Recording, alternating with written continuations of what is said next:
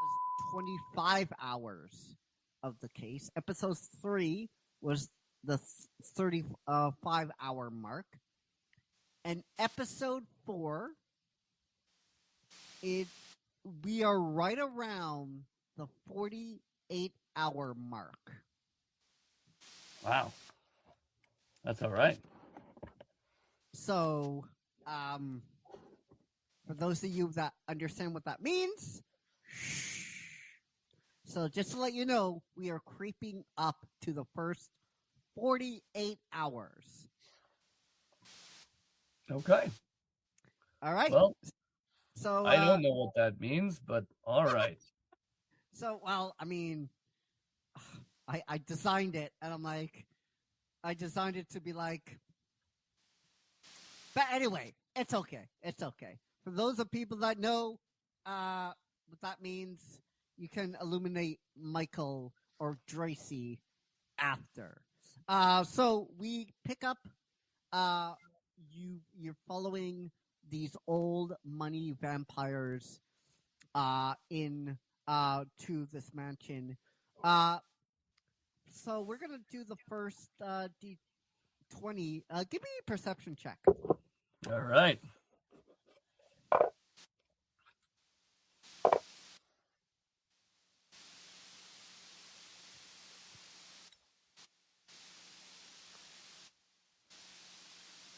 That is oof. That is a 4. That's a So 4. That's a 4. You can't see I think shit. I'm a little distracted. I don't know. Maybe Yeah. the vampire bats got a little piece out of me after all. So I will give you what? Oh, what? No, that was me looking around and being like, huh? Yeah. So just to give you some context, vampire bats are flying freely now over your head. The mist is creeping in. And the smells you can smell are swampy musk. Like when you head to a swamp and you can smell that. If you ever been to Louisiana or the swampy area, it smells like kind of like that musky, swampy odor, right? And it's very peculiar for I mean, obviously, this Dark Quarter is like very peculiar itself because nothing is what Utopia is, right? There's like buildings popping up. I'm just like, because some fuckwits out there are gonna be like, "Oh, see, they're talking about like guys." Why we? Yeah, they're talking about politics in an imaginary world that was used to create an imaginary character. Yeah. Who cares what the Dong Lords think, bro? Yeah. So basically, China has taken over Alaska, and that is the situation that we're in when the creation of Liberty Prime was started, right? So basically, America is looking at things and going, okay, we're stuck in this crazy war. How do we turn the tide? Specifically, how do we retake Alaska? And that's where the concept of Liberty Prime was birthed. And it's one of the most insane and amazing concepts where they said, let's make 100-foot tall combat robot, just this gigantic, over the top, insane military device. Jeez. That also, it's awesome, and it also I think spews. We have it beside me, right? We have the art. Yeah, there is a giant robot beside you on the screen right now. Oh, right. I keep waiting for him to reach out and rub you on the top of the head for luck. Well, that's what happens. That's I just we're on StreamYard, and everybody seems to like with it. some of the things that we liked about the book, because I mean, it's every single person that I've talked to about starting this new series and kicking it off strong with The Killing Joke. It's gotten a reaction, either positive or negative. This book has gotten a reaction. It's definitely well known. It's a huge book in the comic industry that had a huge effect. For sure. For sure. So it's definitely a banger to come out the gate with. So why don't you tell me your first kind of positive things about the book that you liked? I like how it was it's a Elseworld stories. We should just purposize with the onomatopoeia with that. And for those of you that don't know what an Elseworld stories is, it is something that is a story, but it is non-canon. However, the large majority of comic book fans point to this as definitive origin. I don't even know what to say. I don't know what to say. I don't either, because this felt like 2 episodes of absolutely, like they could have put these 2 episodes together and it still would have been nothing. Yeah. And for those of you that they're suffering along with us, you don't have to. Yeah. You really don't. And for those of you who are like, wait, caveman, Bach, I know. Listen. We have went down this tunnel before. We know, okay? It's just, we're just accepting the shitstorm. So, where do you want to begin first, man? Well, we'll start at the beginning. Yeah. Because more or less, I mean, this is in preparation of the big fight. Yeah, the boxing. The Chinese boxing. This episode may contain loose forms of nudity and cavemen growling aggressively. Viewer discretion is highly advised. We are not your parents. Like, share, join, and follow us to keep up to date with all of our sexy shenanigans, yo. It's going to be lit, brah. It's going to be very lit. And when I say shenanigans, oh, you have no idea. If you're already watching us on YouTube, then guys, it's been like a bajillion years since YouTube came out. You should already know what to do. Smash that like and subscribe button. Actually, no. Is the like button still around on YouTube? Is it? I don't think it is. But if it is, smash that like and subscribe button. Oh, and share this as well. That's really important. I won't bite. Not really. Okay. All right. Maybe just a little caveman nibble. Just a little. A big fist pump goes up in the air to Donna AI and Music Man for the incredible music that is in this episode. All rights belong to their respected copyright owners, or all rights are reserved for their respective copyright owners. Yeah. I got it right. Yeah. Which is Christopher Michael Eggers, me, a.k.a. the Caveman. So if you're ready, guys, I should be ready at this point. Let's get ready to cross the line. Join the tribe. Ugg Club for life. Join the caveman and his crew. Paint on my face, just to move. We are Yu-Gi-Oh! Club for life. Mark it on my skin. That sign from the campfire glow at night to the screen right in your eyes. Original stories, wild and true. You can feel them cut right through. Bring that spark straight to you. Every drop, every view. Must see TV. Join the tribe, cross the line. Yu-Gi-Oh! Club for life. Say the word, you're inside. Must see TV. From the cave to the timeline. Yu-Gi-Oh! Club for life. Raise your hand. That's the sign. That's the sign.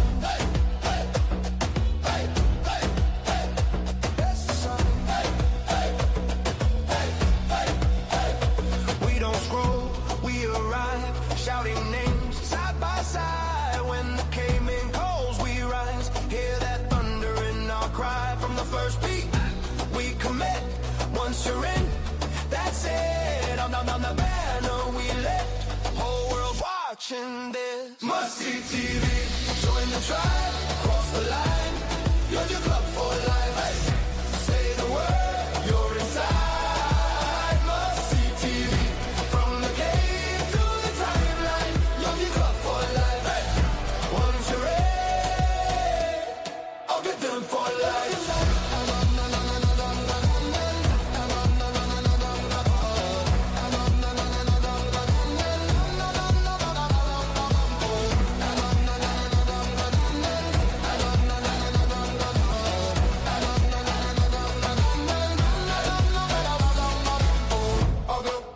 Call it out. Hey.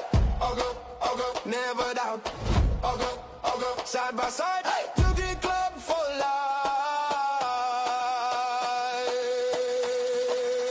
For life. For life. Hey. Must see TV. Join the tribe. Cross the line. You get club for life. Hey. Say the word. You're inside. Must see TV. From the cave to the timeline. You get club for life. Hey. Once you're in, you're in for life.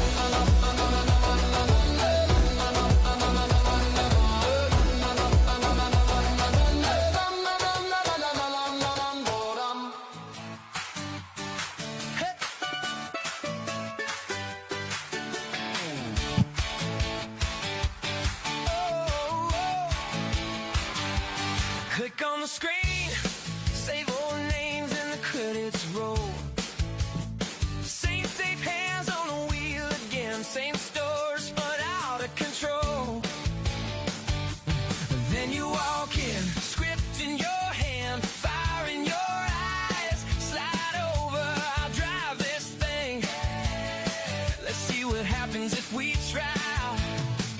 In the captain's chair, you're calling every shot from here, from the sequel to the pilot. Can you turn the ship around this year? Take the reins, take control, grab the frame, grab the roll. In the captain's chair, we'll see if you can make it there. Oh yeah. Wait. Oh, Mossy, what happened? A bit of technical difficulties. Sorry about that. Again. That's it, Mossy. Oh no. That's it. 100 million points to your wife. I guess that one you can blame me for. Yeah, but okay. I blame you. You already blamed me for something today, but I'll give you that one. For Okay, sure. good. Okay, good. How you doing, my friend? Doing good. We got. The weather has stopped becoming me. It's getting warmer. I don't know if you guys, whoever is listening to this, we're in Ottawa right now. Last week was a little acting like the cavemen in many, many ways. And when I don't think I'm saying I'm being like, usually what I do, I over exaggerate, right? But I'm really not. 1 minute it was sunny, the next minute it was +2, the next minute it was -9, the next minute it was snow showers. So it's like, what the fuck's going on? Right? But you're here. A new week's here. A new lineup of programming. And hopefully you're joining us wherever you are. But before we start, I hear we have some growls. Some? I hear. One. Oh. We got one. Oh, one. What did you say earlier? It's a special one. It's a solo growl. Solo growl. Growl. That's what I like that. Yeah. Okay. Let's hear it. We got Lynn Lauren. Lynn Lauren. Lynn, thank you for tuning in. Really appreciate it. And from us to you, you got a great big bad caveman.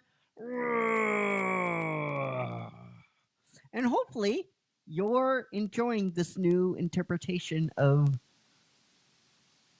Power Rangers. So if you guys are ready, let's just move on to episode 4. And episode 4 is called. Are you asking me? Or Yeah, you doing it? I'm Oh, asking you. it's saying episode 2 on here. No, What the heck? episode 2. Oh, I'm sorry. Season. Oh, yeah. I misread.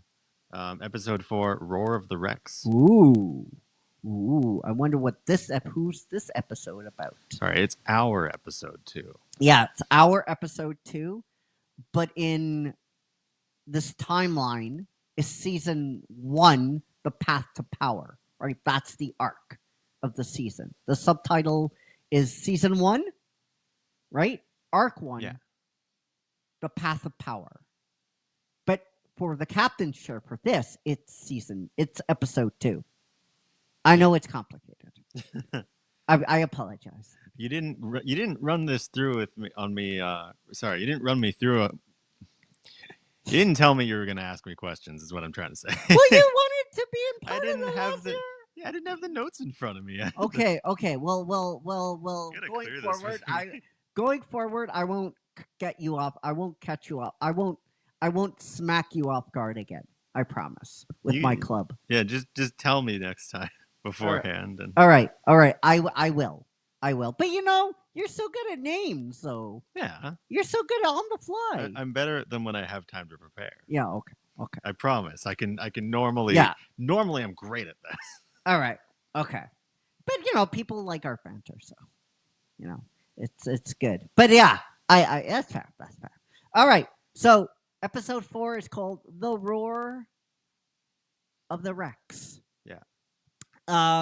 We start in a jungle. Could be South America. Could be on Australia. Could be in New Zealand. It doesn't matter where we are. It just matters that we're in a location that has a big jungle. Maybe it's South America, right? It's not important. And we see a flash of red. It's Jason, and he has a map with him, right? And the map is showing him the jungle, the location, the path on where he needs to go. But it's not disclosed right out of the gate where he's supposed to go because he doesn't even know. And I think that's a cool little touch. So he starts walking through the jungle. Okay. He comes across a boy trying to get out of the jungle. And he passes him. And he pays him no mind.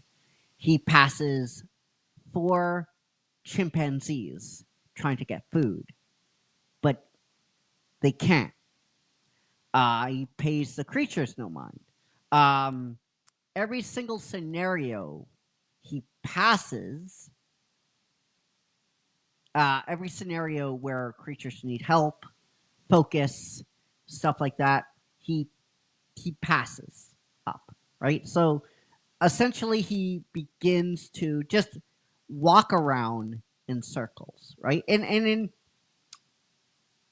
I like this episode, and I know it's uncommon, but I would like this episode to be mostly visual of what we're seeing. The dialogue should come at the end, right? So he's frustrated.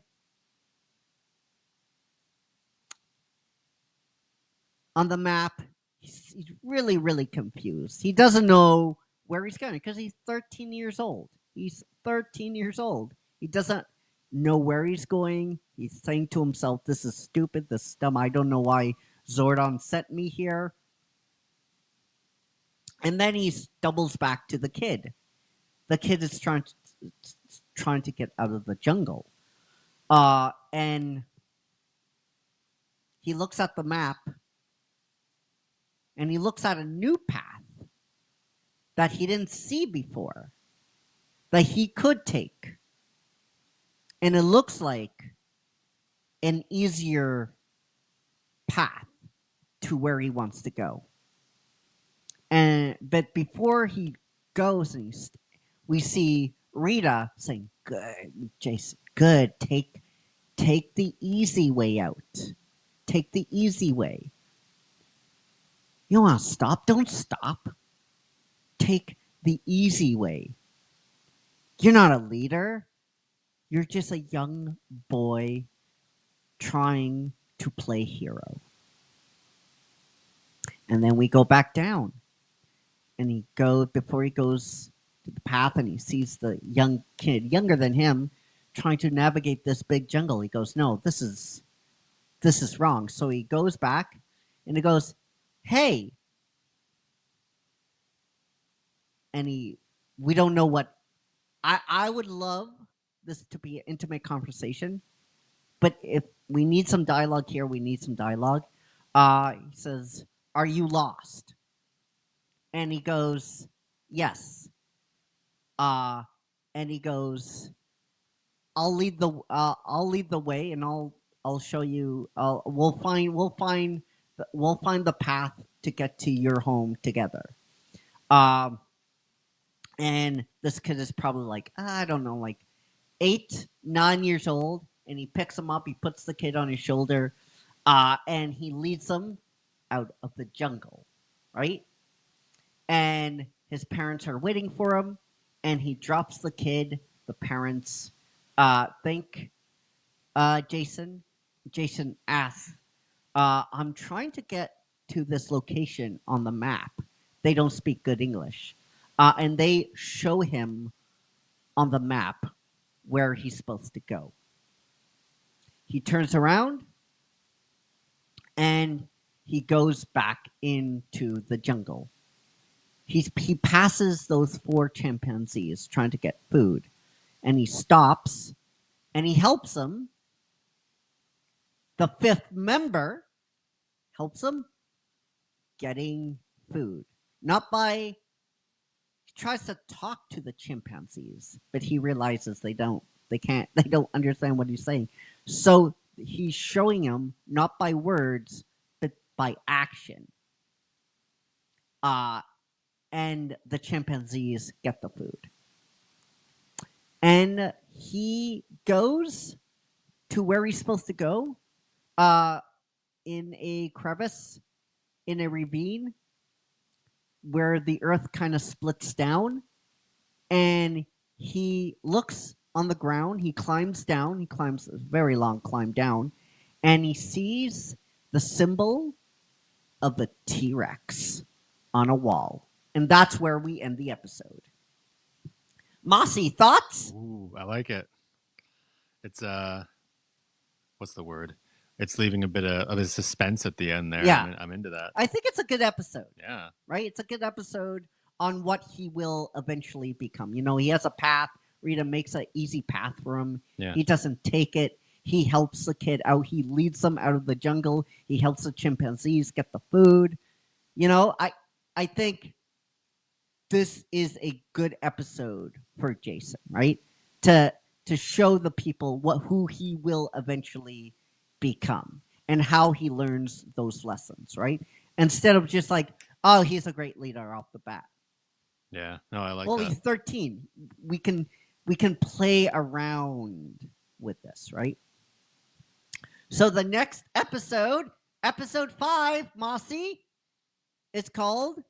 Yeah, let me get my notes up. Okay. Episode 5 is The Sign of the Sabertooth. The Sign of the Sabertooth Tiger. Part 1. Part 1. Ooh. So. I wonder what the next episode's going to be called. Yeah. Oh, yeah. So you're Mossy gonna love this. And when I'm just gonna start the episode. So the episode opens with Jason walking to a location downtown. He's walking through Angel Grove. Maybe he's walking through some bushes. Maybe he's walking through some trees. We get some fauna there. We get some flora. And he looks on his watch. It's the communicator, but modernized a little bit. We have a timer on it.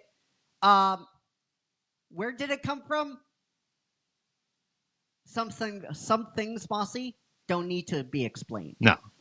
Right? It's Billy. Billy invented it. Who knows when? All we know is, he probably gave it out sometime off screen. But we don't. Some things don't need an origin. They don't, because it'll complicate the story. So he walks, and something is looking at him through the bushes. And we hear a growl. And he stops, and he can see people walking by. They don't hear the growl, but he does. He goes, "Well, I'm going to be running a little bit late. I'm going to be running a little late, but I'm slightly curious." He looks around. He goes, "All right, I'm down. I'm going to be a little late, but." So he goes to where the growl came from. And out from the bushes, Mossy, comes a little furry T-Rex. Now, when I say Bandai, Hasbro can make money off this, they can make so much money off this. There is money to be had here. Like, think about it. A little spirit T-Rex that follows Jason around. I like that idea. Come on. Like, dude. Like, and then they grow into the Zords. Come on. Oh, that's cool. Come on. Like, the toys here, the plushies, the Beanie Babies from this one character alone, from this one creature, will be millions and millions and millions. If you do this right. So he's furry. He has red fur on him. He's small. He's about like 3 feet tall. He comes. It's like a dog. He comes out and he looks. He starts walking around Jason. And he starts.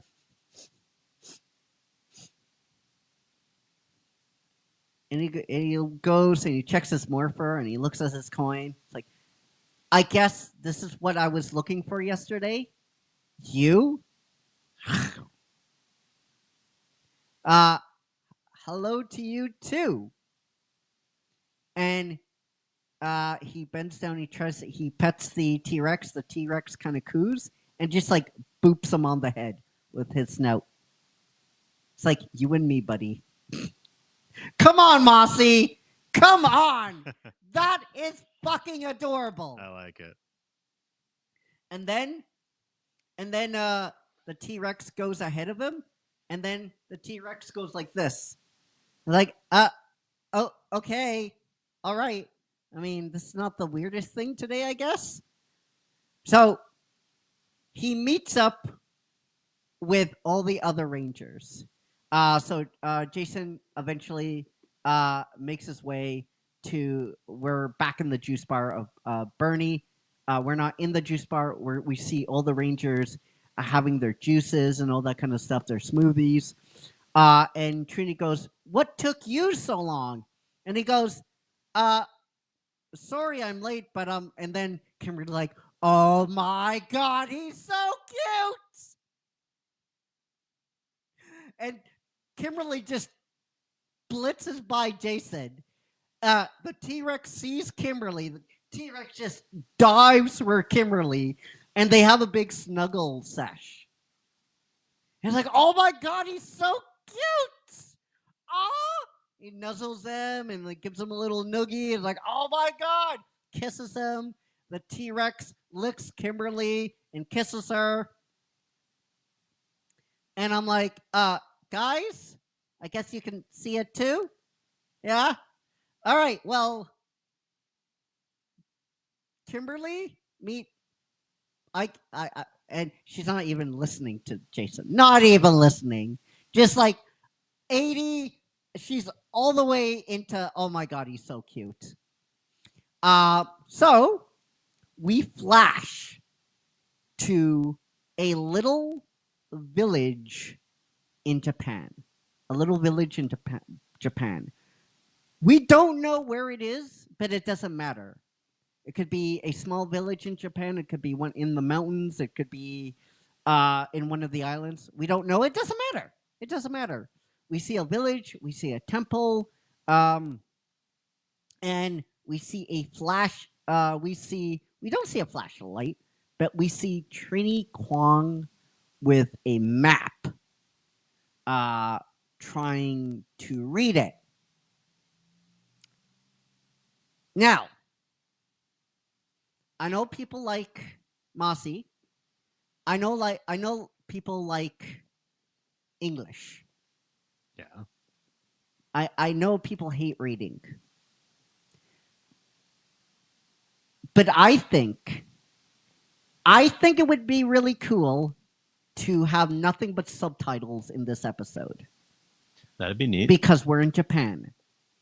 And it would be like a cool kind of character building exercise here. Because remember, Trini doesn't like her heritage much. Because she's afraid that it will define her. Yeah. Right? And it would make sense because she doesn't speak Japanese.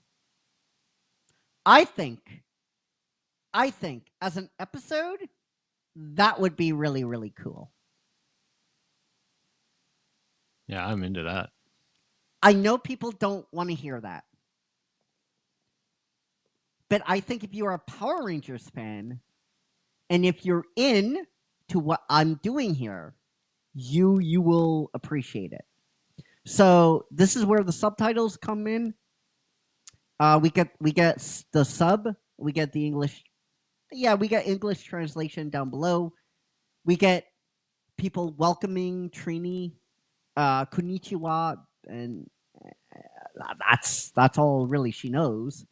And we see an old lady talking to Trini. We see all these people welcoming Trini, and she has to keep saying, "I don't speak Japanese. I'm sorry." So she goes through this village.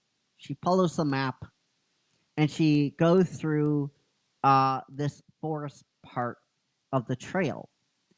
And this is where I think would be really, really cool to introduce a monster that should have been more prevalent with the Trini-centric episode. And we put it in here. The praying mantis. Okay? Okay. The praying mantis here would be more like a shinobi than anything else. But still very bug-like. Still very, very bug-like. I like that. It mocks her. It teases her. It speaks Japanese to her. Right? And we could see what he's saying down below. Okay. You have no idea who you are. You have no idea how special your culture is. You're not Japanese.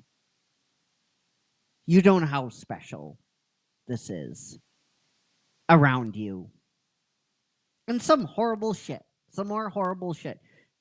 This is all Rita's doing. To use all this against Trini. So the fight is on, and this is something probably Bruce Lee would be very, very happy with. We're gonna get actually choreographers to do this fight, right? But this is gonna be totally one-sided. So the mantis has all these martial arts, doesn't even need to have powers, essentially. Just mock her at every single level. The judo, all this karate, all these martial arts that she does not know, and she's fighting him on instinct alone. But he walks through her. Totally. And the lasting image of her is on the ground, beaten, scraped up, and before he gets the finishing blow with the katana that the mantis pulls out, he gets blocked by another katana. And that's where the episode ends. Huh? Isn't that cool? That's cool. I like how you're ending a lot of these with like what's the word? Like a little stinger for what's happening next. Like what could happen in the next one.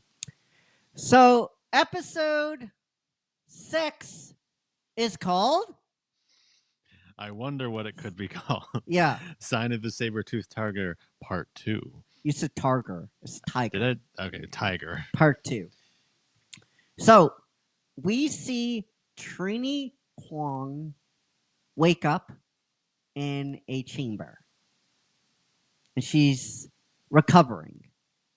Water and juices beside her bed. And she looks at the wall and she touches her face, and she gets up and she feels her back. She's very stiff. Then a wooden door creaks open. And a man, Mossy, don't say anything. Do not say anything. Okay? All right. It's all implied who this is. Okay? So a monk comes in with a bright blue gi and what looks to be a sketching of a ancient N on his middle. So his insignia is a broken N, and he has a bright blue gi on. Don't say anything, Mossy. I'm not saying anything. Please. It's a wink, wink, nudge, nudge. And I think it'd be cool. I think it'd be cool. So comes in, starts speaking Japanese to her, and he rolls up the window. He switches to English. Good. You are awake. Trini Kwong. You were out for a while. And he pours tea and he says, here, eat. This is an ancient Japanese dish. And she looks at the dish and she eats it. And it's actually quite good. Like, who are you? How do you know my name? I know many things, but that's not important. You run. Why do you run? Because you are afraid of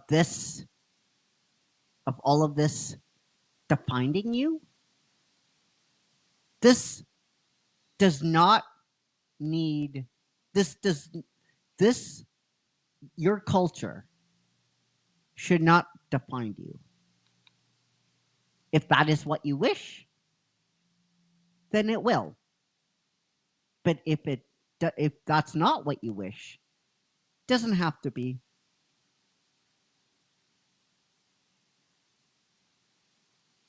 And he goes, if you wish to stop running, this culture can teach much.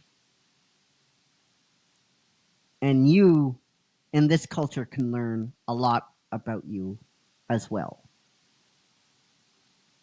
And he pours the tea. And he shows Trini how to pour the tea. This is an ancient tea tradition to calm the nerves, to soothe the soul, to make one as at peace and we see the T, and she's mimicking him. And oddly, she's really good at this.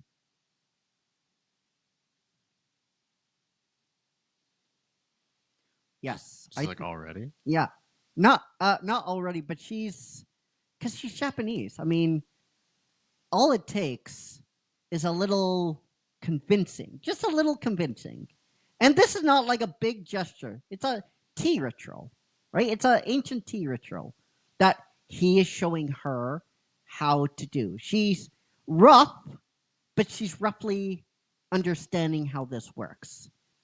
She doesn't want to do it, but as she goes, we can see her body language her shoulders start to droop a little bit. And she is oddly becoming calm at this. Let the mind focus and everything will come. And because this is a long sequence, right? I'm explaining this as 5 minutes. This is probably like Mossy, like 10, 15 minute scene. Yeah. So at the end she takes a sip, and says, if you're ready, we can learn much from each other in this place. And she sips, and she just nods her head. Right? So now we flash to that same forest. Right? But caveman, wait! Why don't we see any of that training? We don't need to see that.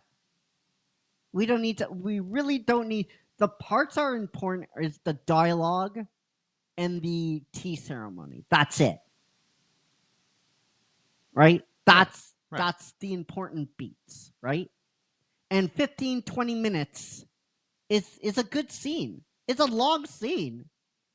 She's good at it right away. Dude, it's a 15, 20 minute scene. We need to go from A to B in this scene, and that's what I think this scene does. And now we are at the same point where Trini got absolutely stomped. And this mantis meets her again, back to fail once again. What makes you think this time is any different? He talks in Japanese. Then she says in Japanese to him, I was running for a long time. I thought all of this, if I let all of this in, this is what would define me, and I would be lost in this. But I found out it doesn't have to. I can learn from my culture, and my culture can learn from me. And in that got me prepared for this moment. And then maybe we throw in Mossy some feng shui that she gives out right back to him. And he doesn't know how to respond because this mantis is full of shit because it's one of Rita's monsters. So the fight begins, and it's a different fight. It's probably like a 10-minute fight. And Trini is mocking him with the martial arts and everything. She is being more quiet. She's being more stealthy. She is being more precise in her strikes. And at the end, it's a good fight, but she defeats him. Totally. And Rita on the Moon Palace is fucking pissed. She's probably saying, She says, I can't believe these children are outwitting me. Damn, God. I have a headache. Because that's classic, Rita Mossy. That's classic.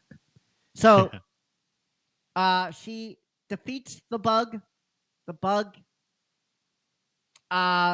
is destroyed. The bug is dead. And she goes a little bit further in, and then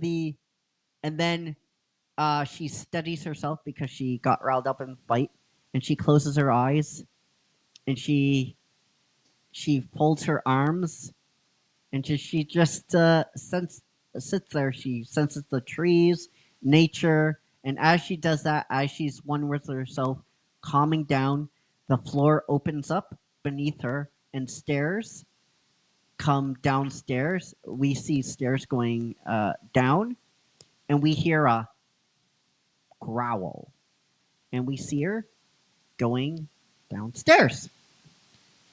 Then we flash to her coming back from the village. Her going up to the old lady and saying in Japanese, what about that? What I promised you a tea before I leave. And the old lady nods. They go in. They do the tea ceremony. And the old lady says, it's nice to see my granddaughter. Before she left. I never thought I would ever get to see my grandchild. But I'm glad. And I'm glad that you are embracing what you are and not letting this define you. Because that's the whole beat of Trini's journey. And they finish the tea, and she begins to walk away from the village and walk away from the temple. And we see the temple monk there looking out, watching her leave, and smiling. And we see another temple monk coming out. It's like, and this is all in Japanese, by the way. Do you think she understands now, Lord Ninjor? And he says some from Japanese poetry to him, feng shui, not feng shui, but haiku, a haiku. That's right, haiku. And he says, we can see him saying in Japanese, the saber-toothed tiger chose well. And that's where we end the episode. Nice. What do you think? I like it. Yeah. Yeah. Do you like Lord Ninjor? I like, oh my God. Yeah. That's, put him here. Why not? Why not, Mossy? You thought it was going to be Kamen Rider. You wanted it to be Kamen Rider. I'm not expecting Kamen Rider from you. Dude, like, what a Kamen Rider? Like, what am I gonna? You always want Kamen Rider. Is Kamen Rider going to be here? No. Honestly, it's more of a joke at this point. Yeah. For me, Kamen Rider, no. Damn it!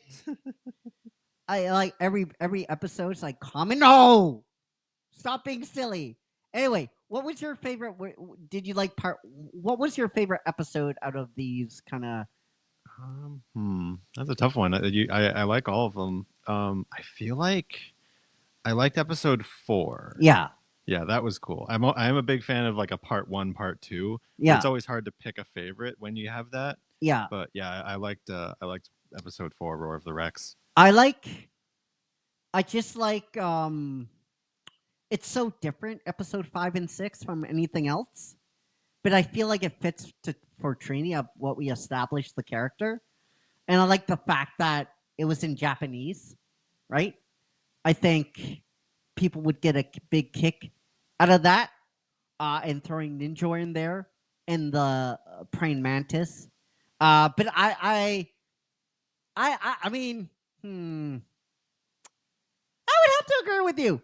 Episode 4. Or episode 5 where the Rex was revealed. Don't be following, or Liz treating, Kimberly going, oh my God, he's so cute. Yeah, no, I like that. So, yeah, let us know what you thought down below in the comment section.